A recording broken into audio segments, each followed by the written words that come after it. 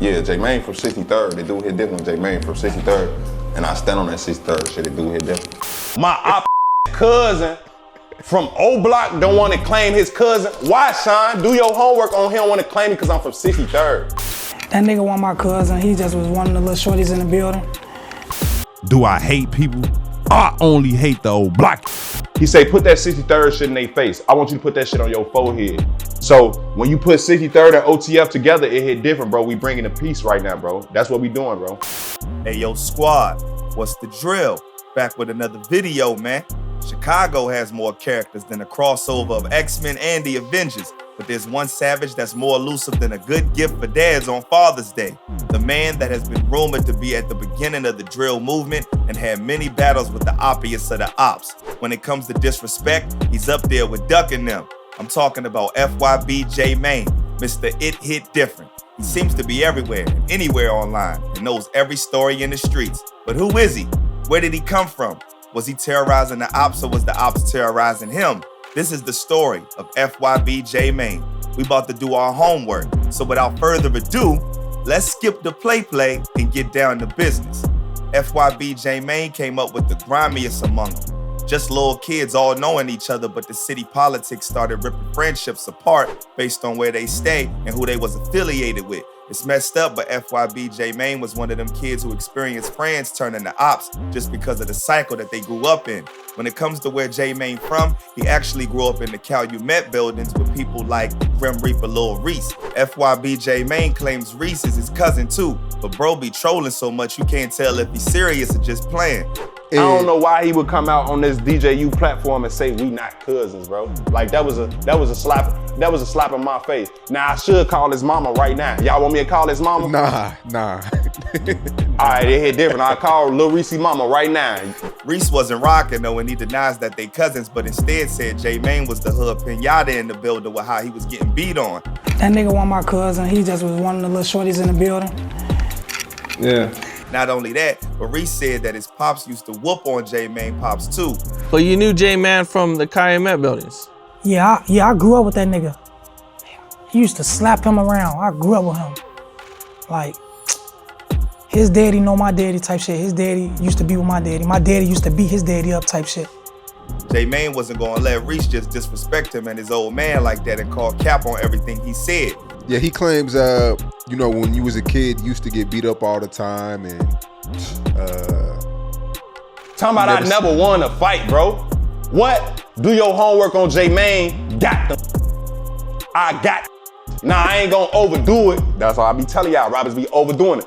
Have I ever lost a fight? Yeah, I lost a fight. But don't make it seem like I lost all my fights. FYB J-Main pops wasn't nothing to mess with. According to him, he was a BD boss that was running things and had the block on lock. He got caught up in an indictment. My pops is a man. He from and originated in the Calumet building, and he did get indicted, and he did get locked up in 04, and yeah, they labeled him as a black disciple. So J-Main came up from the trenches in the thick of the gang rivalry, but now he ops with the guys from over Calumet buildings and Lamron, OTF, all of them. So how he went from living on their side to being an op? Well, FYB J-Main might have been there, but he moved around a lot. He ended up on the side of Gyro City and Tuckerville before being on 63rd with Wooski and KI and them folks and standing on 63rd business. It do hit different. J-Main is from 63rd, bro. 63rd, it hit different now. Originally, bro, when you do your homework on FYB J-Main, I was born and raised. That dude hit different when you raised in a Calumet building, but you grew up in Gyro City, Tuckerville. It do hit different when you grew up and was raised like this and like that. It do hit different. That's why he says Reese ain't trying to claim him as his cousin because he's from 63rd. From Calumet to 63rd, J-Main been in the field. From his perspective, he been jumped off the porch since legit, because he was always around the savages, even seeing dudes get wet up. So tell us around what age did you jump off the porch and start, you know, hanging out in the streets yourself? Shit, I guess all my life, shit. You know, when you from the Calumet building, folks, shit, that is the street shit. Over time, he got tight with some of the biggest O Block ops like 051 Melly and FBG Duck. Somewhere along the line when he was cool with Reese and Chief Keef and all them folks, they had a falling out and it turned into smoke ever since. I'm from the projects. I'm from the Calumet building. I'm from 63rd. The Trey is merch. It hit different. It's merch. I ran around with Doug Num. It's merch. At one time, at one point in my life, it's merch. I'm in the same room, nigga. I'm smoking blunts with Lil Reese, Fredo. It hit different. You see what I'm saying? But we had our differences when we had our differences, though. That's why I say a nigga don't be knowing the background of this shit. But niggas really from Chicago, niggas know the background history of what's really going on Bro Greg. It's merch. He especially was on Keef Top dropping the Chief Keef diss as his first music video, and it had both K.I. and 051 Melly in that jump. Kyra, what's crazy, you just mentioned Kyra, K.I. and Melly. K.I., do your homework on my first music video. FYB J Man, Chief Keef diss, K.I. and Melly in the video. Bro was dissing everybody, all of the ops, but got mad disrespectful, even dissing Keef moms. I don't know what it is, but J Mane said something happened between the guys and things went sideways, and it's been up ever since. You mentioned Keef for O-Block and them, and bro ain't with it.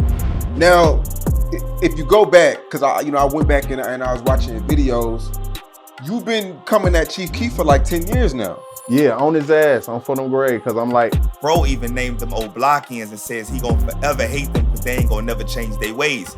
Do I hate people? I only hate the old Blockians, bro. Why? It was like Why hundreds and hundreds of people that live there, right? Bro. Come on, bro. Do your homework, bro. I can't even bust that shit down, bro. We'll be here all night. It's crazy because Von and them was BD and J Mane followed in his footsteps too and rep BD. But something changed and he started on the BDK movement and being on his own FYB vibe, which stands for FYB. Understand this FYB shit mean, you know that's why I got the bent over on the chain. You know what I'm talking about? I'm getting hit. That explains why back then in his songs, he was heavy on the BDK dissing in songs like 300 Dead Ops that sent his music viral. Bro was coming for every op in that track, and it's one of the songs that stamped him as one of them that don't hold no punches when it comes to disrespecting the ops. Everybody was a target. Mane, as a youngin', was on some wild vibes. Seemed like he didn't care who he dissed when he was dissing. Him and Von had a rivalry that he said really ramped up when Von dropped that crazy story joint where he dropped the viral line, B, I'm from 64th, now from 63rd. J Mane wasn't feeling how he had the world dog at 63rd and taking shots at 63rd every chance he got. So that's why even after Von passed, rest his soul, J Mane dropped the King Von diss remix and Take It to the O and had an imitation Von in the video. Von used to send shots at J Mane top while he was still around too. So J Mane felt like he gonna talk his talk because he was disrespecting 63rd. You also been trolling and dissing King Von for a long time. Kind of like Chief Keef. You even have a video with a fake King Von in it. Like, what? It just seemed a little personal. Was it him dissing 63rd or is there something? That's what I was about to get at. It was him trying to overclap 63rd and really, he making all this music, saying this and saying that. All right, we gonna clap back at the same time on for them grade. In that same song, you can hear him going at Chief Keef Cuzzo, Fredo Santana. Even in his song Death of 150, he said he gonna dig up Fredo grave just to record it on his live. Try come riding through the hood, we spray your ass like pesticide. I might dig Fredo one just to record it on my lap. Then he dissed him again on Exposing Me. He been had a bone to pick with bro. J Mane broke down what happened, saying the day before, him and the gang was kicking it at Reese's house because they was cool then, and Fredo walked in and watched him sideways and called Reese to the back to tell him something. J Mane feels like whatever Fredo called Reese to the back to discuss might have been setting up the play to murk him the next day. Whatever he tell him, Shine, bro, I can't tell you what the fuck was really said, bro. It hit different. But all I know, the next day, bro, after Fredo Santana told my cousin what the he said, bro, it hit different. Now I'm getting shot at on the porch. It's crazy, bro. That night inspired the classic lyrics in Keef and them song I Don't Like, where he says, Fredo in the cut, that's a scary sight. J Mane confirms that Fredo did in fact make it very scary that night. Yeah, Fredo was in the cut. I give him that. Fredo was in the cut on photo. Was it a scary sight?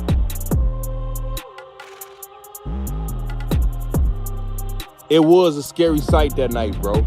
It was a scary sight, bro. That's not where his beef ends as expected. With so much dissing and disrespect, he been getting into it with folks in them. Him and King Yella been going at it online for a minute with the back and forth and on wax. The beef was going crazy, but time passed, homies got locked and the ops got locked. J Mane lost people and the ops lost people. He grew up and started doing numbers on YouTube, doing videos, talking on topics like the rack and all that. And And bro started being on some peace movement vibes. His phrase, "it hit different," became a whole wave. J-Mane seen it all, and from the looks of it, was trying to create a better future for his kids and the kids coming up in Chicago, so they won't have to go through the cycle of the gang lifestyle. What's that word? It do hit different when I'm out here pushing the peace, saving these kids, and you trying to go against it. He even apologized to the mothers and families of slain ops that he dissed, and he really started trying to do better and be better.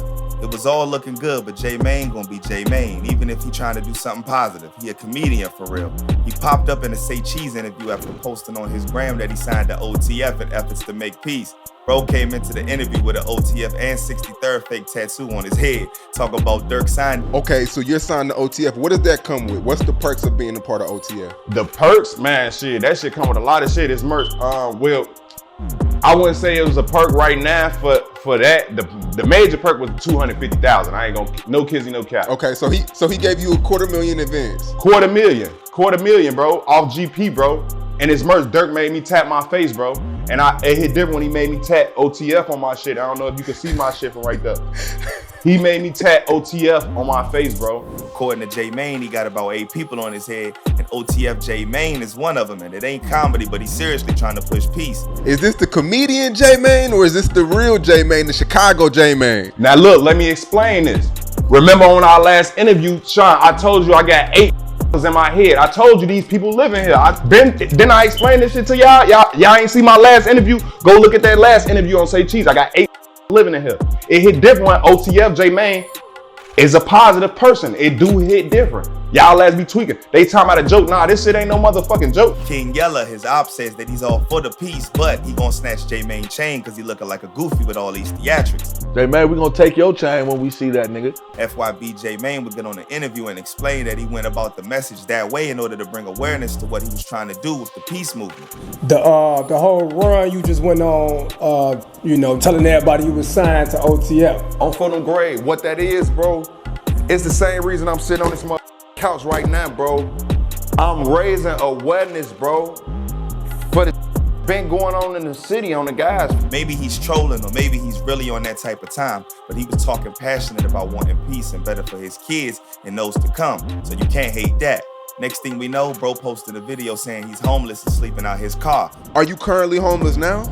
Now, Sean, currently, today, yes, I'm homeless, bro. Is my clothes in my trunk of my car? Yes, bro. It's merch. If you don't believe me, Sean, I had a girl V walk to the trunk of my car, bro. Nah, I believe it. I seen it. I believe it. Turns out J-Mane was eating good from YouTube, but a homie named Thunky Man got his page taken down, and he lost all that bread that had him living nice. Bro was down, but not out. One thing J-Mane gonna do is do his homework on how to come back up. Bro started a new YouTube and got the interviews and re-uploading his music and everything. Bro turned into a media personality that just had people laughing and enjoying the stories from the rack and the movement he was pushing. His IG rose to 122K followers and the blue check was on deck. The grind paid off big time when J-Mane updated fans on his new house he brought for his fam, backyard and everything included. We could do y'all homework on us putting a swimming pool right here. We probably do a swimming pool or something. Do your homework. You want a swimming pool, daughter? You want a swimming pool?